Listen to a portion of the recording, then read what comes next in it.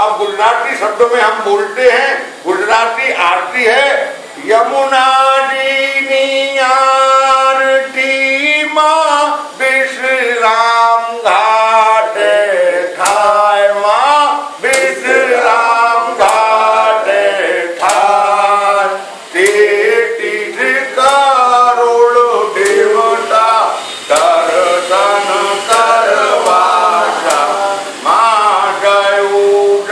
तो यमुना जी का स्तुति करने के लिए, यमुना का दर्शन करने के लिए 33 करोड़ देवता विश्राम घाट पर आते हैं, और कोई भी ऐसा घाट नहीं है जिसमें कि आप इस बात को कह गए। बोलो श्याम सुंदर श्री रमणे महारानी की।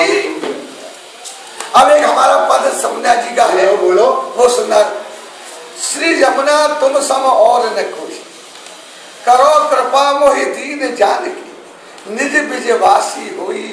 श्री यमुना जी तुम सम और न कोई, राखो चरण शरण तरण तनजा, जन्म आपदा कोई। श्री यमुना जी तुम सम और न कोई, ये संसार सब स्वार्थ को है, सुख बद सगो न कोई। श्री यमुना जी तुम सम और न कोई, प्रेम भजन में करत विघ्नता, संत संताप है सोई। श्री यमुना जी तुम सम और न कोई।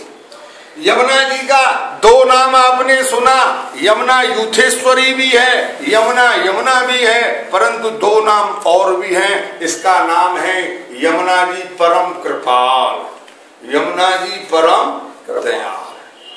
कृपालु और दयालु ये इसका मुख्य मन है। ये किसी भी जीव को दुखी देख सकती नहीं है। दौड़ के सौर के जाए पियसों कहे, यमुना में ही एक ऐसी ताकत है जो अपने पति को पकड़ करके और अपने प्रिय पति को पकड़ के और जीव का मिलन करा देती है। ये यमुना में ही ताकत है, अन्यथा और किसी में ताकत नहीं। ये ताकत राधा जी में भी नहीं है जी।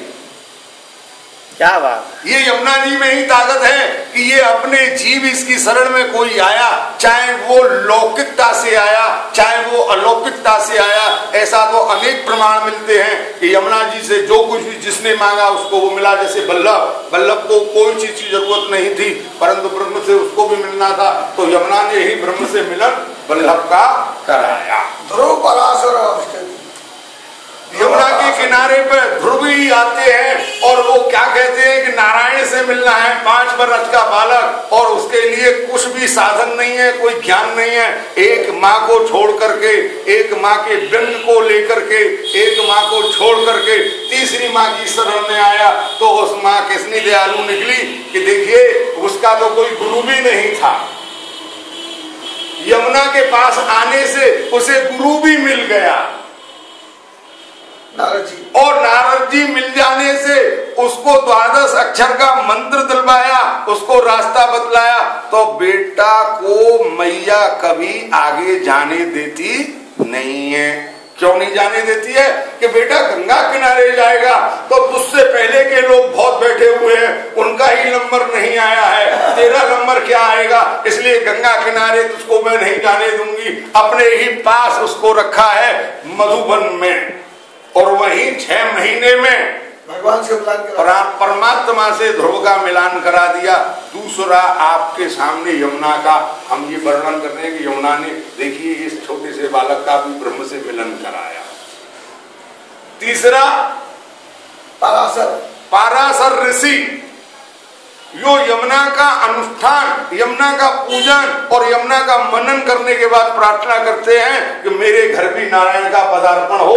तो उसके यहाँ व्यास जैसे महान पुरुष का जन्म होता है और वो भी परमात्मा का अवतारी है।